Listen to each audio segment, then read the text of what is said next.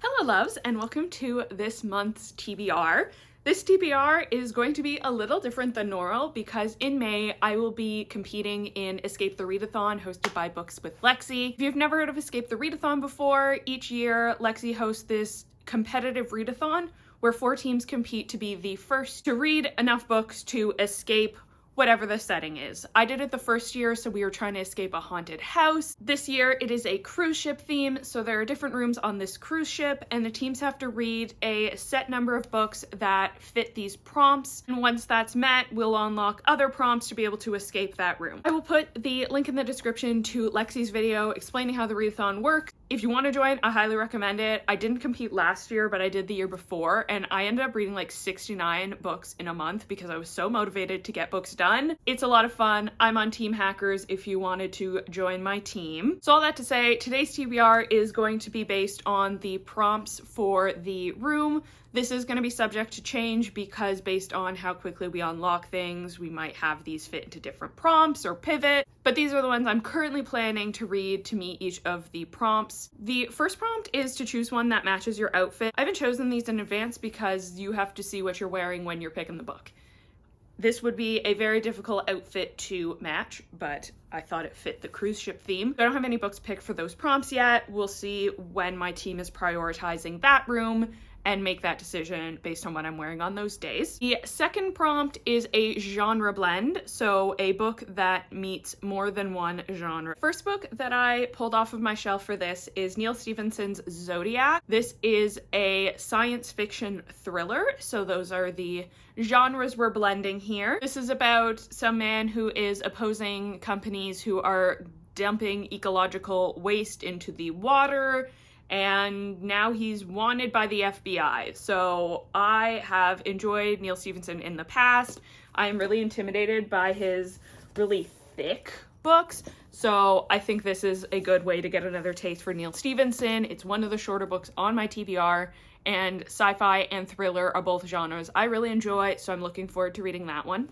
The second prompt is to choose a popcorn read, and for that I have chosen Everybody Wants to Rule the World Except Me by Django Wexler. I have a e-arc from Nat Galley. This is the second in the series about our main character who kind of lives on video game logic, where if she dies, she respawns back at her starting point. At her starting point, there's this wizard who's like, you have to stop the Dark Lord. So in the first book, after like 300 attempts of trying to stop the Dark Lord, she's like, what if I become the Dark Lord? So spoilers for that one. She does become the Dark Lord, and the second book is, I assume, her coming to terms with having to rule the world, even though she doesn't really want to be the Dark Lord in the first place. She just wanted to stop this loop. This is like a comedy fantasy, and it feels very much like the Dungeons and Dragons movie. That's what I was thinking of when I picked this as like a popcorn read. Read the last one on vacation. It was fun, it was quick, and I thought that that would fit as a good like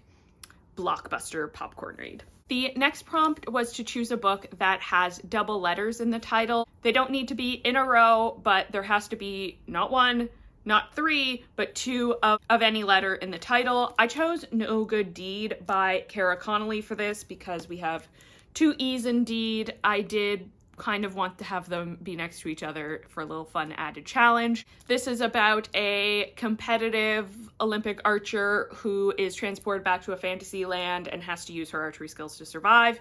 This has been on my TBR for a while. I might have renewed this at the library like 5 or 6 times at this point, so I do really want to get this off of my TBR and get it back to the library, and really happy that this fits one of the prompts because I can read it for this readathon finally. The next prompt is to choose a book that is considered to be underrated, so you don't really hear anyone talking about or has like a shockingly low rating. I chose The Crimson Man by Patricia K. McCarthy. This is a independently published novel, I'm pretty sure, that I picked up at a comic book convention, and this is probably, from my physical TBR, one of the books that has the lowest number of ratings. Not the lowest rating, but the lowest number of people who have rated it. So maybe this is a hidden gem, maybe this is underrated, and I can start recommending it very widely So I thought that would fit this prompt. I am trying to focus on things that are already on my shelf. I'm trying to get my physical TBR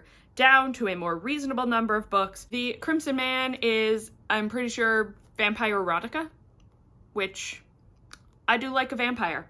And I've been one to dabble in erotica, so let's see how that goes. Next prompt is a book that you have been putting off, and I have 2 books on my TBR that I have had since 2012 and not finished yet. One of them is George Orwell's 1984. This is a classic about a surveillance state. This feels very topical given the state of the world right now, even more so than maybe when it was written. I did DNF this book at some point, but I was also 17 when I tried to read it, so we'll give this another try now that I'm frontally lobe developed now. So those are my primary reads for each of these prompts. I do have some other books that I intend to read in May that I'll see if they fit prompts that are revealed later, or I can just count for pages. The first is S by J.J. Abrams. This is a mixed media book where there are 2 people writing in the margins of a book back and forth to each other, and there are also inserts of notes and postcards and stuff, so you have to try and figure out what the timeline of all the different notes are. I mentioned in a video a couple weeks ago that I really wanted to read this book, that I owned it, and Alyssa and Lori were in my comments like, should we do a buddy read? So we're gonna buddy read this in May. And I think this is one I will probably count as pages and maybe section up a little bit. Oh my god, what is that? Oh my god. So I probably won't be able to fit this into any prompts unless there is one that is specifically mixed media, but we're gonna tackle that in May finally. I also have some arcs that I was very kindly approved for on NetGalley that we'll see if they fit any prompts. The first is Wearing the Lion by John Wiswell. This is a Hercules retelling, I believe. I really liked John Wiswell's writing style when I read Somebody You Can Build a Nest In, even if I didn't like the plot. Being a huge Greek mythology fan, I'm hoping that Wearing the Lion with his writing style will be something that I end up loving, so I'm looking forward to reading that. The other arc I have is The Gallery Assistant by Kate Belly. This is about someone who works in a museum and is followed by their dark past. I read Friends of the Museum last month, and while I did end up enjoying that book, I had thought going in it would be a bit more of a thriller given the tagline of "In the morning someone will be dead." So I'm hoping that this ends up being what I thought Friends of the Museum was. So I'm looking forward to that. A museum thriller should be a good time. And lastly, the single audiobook that made it onto my TBR for this month is Dungeon Crawler Carl by Matt Dinneman. I've been wanting to read this for months now, but I'd heard such good things about the audiobook and then my library didn't have it. I was a little confused as to where this audiobook was, and then I found out it was an Audible exclusive. So I might have signed up for a 1-month free trial of Audible just to get Dungeon Crawler Carl. This is a lit RPG about Carl, who's a dungeon crawler, I assume. I didn't look too much farther into it because I like to go in relatively blind to books, but I've heard amazing things about this from people who love fantasy. I think that is a genre that I want to explore a bit more. I love RPGs. I've talked before about my Dragon Age induced reading slump, so clearly RPGs are something I love. I started doing archery because I loved Skyrim so much, so I'm hoping to explore a bit more of the lit RPG genre. I think this would count as a popcorn read for the prompts or something else that get revealed later, and I'm so looking forward to it because I've been wanting to read this for a while. So it's a few days later. That video's been edited. I've already done all the thumbnail and the subtitles, everything. And then last night I had a latte at 7 p.m., which was a mistake. I regret that decision. It caused me to stay up until 2 a.m. Not lying in bed trying to sleep like I should have been. No, my brain decided that we would instead go through every single book on my Goodreads standalone, my Goodreads series, and my Storygraph physical TBR lists. Cross-check to see how long they were, whether they were available on Libby in the foreseeable future. And then this morning, I put all of that into a spreadsheet, including which prompts each of these books would fit. I definitely am not going to go over all 71 books, that would be insane, but I do want to show off my sweet spreadsheet because I put a lot of work into it. And while I'm not going to go over all the books in detail, maybe you'll see something on the list that will inspire you to pick it for your own TBR. So here's my beautiful spreadsheet. Obviously we have title and author. I have a column here for page length and then a separate one for audio length. Some of them only have one because I only have access to a physical copy. Some of them only have audio because I only have access to an audio copy. Some of them have both because I have access to both via my library. Because there are secret prompts, some of them might relate to like read a book with a 3 in the page length. So we're putting the exact page length on there just in case I'm being prepared. I have a column for genre. As I mentioned in the earlier part of this video, one of the prompts is to read a genre blend. So I put in the genre here so I would be able to find things that were genre blends. And we have a column for format. I color-coded them in order of priority. So for me, my first priority when I'm picking something to read is going to be a physical library book. Those have deadlines. Those have due dates. We got to get them back. Physical TBR is next. I am working on trying to get my physical TBR back to a reasonable number of books. So that's my second priority. Arcs. I have, I think, 4 books I'm approved for right now on NetGalley that I have to get read. 2 of them have archive dates in May, so I will definitely be prioritizing those 2 specifically. The other 2 aren't until October, so I have some time, but since they are for review purposes, I try to prioritize them. Next is Libby audiobooks. Can't spend 100% of my time reading physically, so an audiobook is a good way to get through a lot more books if I have to do things like, I don't know, clean, leave my home, exercise. So we have that as the next priority. Kobo TBR. I bought a Humble Bundle like last year that had a bunch of Tor Nightfire books and I want to get those read. And very last resort, if I'm finding that none of the other ones match the prompts, I have the Libby ebooks. Most of them have short wait lists or are available now, so I can pull one of those if I need to. And then we have columns for each of the different prompts. I haven't done dining room for any of them. It's not the damn picking the book. I can't choose if my outfit matches it. So those have been left blanks. We have a column for genre blend. So if I filter that column to all of the yeses, you have quite a few different options, and 19 for genre blends. So we have some horror fantasy, some horror thriller, a lot of horror mixed with other things, but that's just what my TBR is, let's be honest. This prompt I had originally chosen Zodiac, but it is a bit of a longer book, so I didn't even put it in the spreadsheet.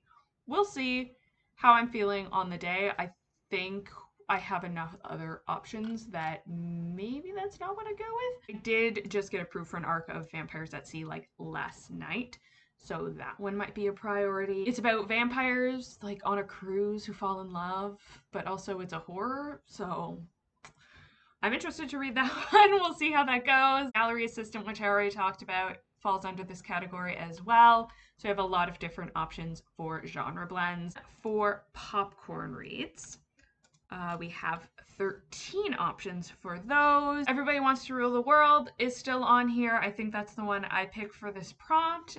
We have our one lone romance that made it on this list. The only romance that made it on here, The Match Faker. It's from my physical TBR. No Good Deed made it on here as well, which I picked for a different prompt. So it's nice that even the books that I did prioritize for one prompt are sometimes going to fall into other ones. A lot of these are a bit subjective just based on the vibes I get from the book. Honestly, if you're looking at any of these and you're like, I don't think that, let me know, because this was my impression of them. Honestly, a lot of them were like, I definitely know they made a movie out of this, and they also made a movie out of this, I think, and that's definitely a movie. So that was how I interpreted that prompt for the purposes of this. It's hard to know what's a popcorn read before you've actually started the book. For the pool, let's filter that one. We have 65 of the 71 books. It was not hard to find books that had 2 letters. especially because they did not have to be in a row. No Good Deed definitely made it into here. I also have Interior Chinatown out from the library, a physical copy of it. I read the audiobook last month. I feel like I need to read it physically to really enjoy it. So that has, what, 2 T's in it? So maybe I'll read that. It is only 270 pages. Definitely not a very hard prompt to satisfy if you're looking for books that have 2 of the same letter in the title. You have, 2 R's in a short title like Brother, or even very long titles like The Cabin at the End of the World can have, what letter did I use for that? N's? Yeah. N in cabin and N in end, and that's it. Great. Lots of options for that prompt. For underrated books, we had 20 different books that I consider to be underrated. For this one, the criteria that I used when I was picking these is anything that had less than 1,000 ratings on Storygraph. The Alfred Hitchcock Presents collections had like less than 10 each. So I'm considering those to be underrated. We have some science fiction. Philip K. Dick. I was surprised that this one had less than 1,000 ratings given who Philip K. Dick is. Definitely some more indie published things like The Crimson Man and Once Upon a Predator by Alex Locke. And the last prompt of the gym and spa, the ones that I have been putting off, I only ended up with 7 here. There's a lot of books that have been on my TBR for a while, but I don't really consider myself as putting them off because I just don't think about them. Whereas 1984, which I mentioned, definitely one I've been putting off. Brother by Anya Aylburn. Every time I open my Kobo, I'm like, oh yeah, I forgot I own that book. I really need to read that. And then I don't. The King in Yellow I DNF'd at one point because it like ran out on my hold at the library and I never went back to it. Once Upon a Predator, it was a gift from a friend and I feel guilty every time I look at it on my unread shelf. So that's going to be on there. And No Good Deed I've renewed at the library like 4 times at this point. Those are my lists of various books that meet the at least basic prompts that we've already been provided. I think having this information in a spreadsheet and not having to look at like my Goodreads lists when the secret prompts come up is going to help a lot.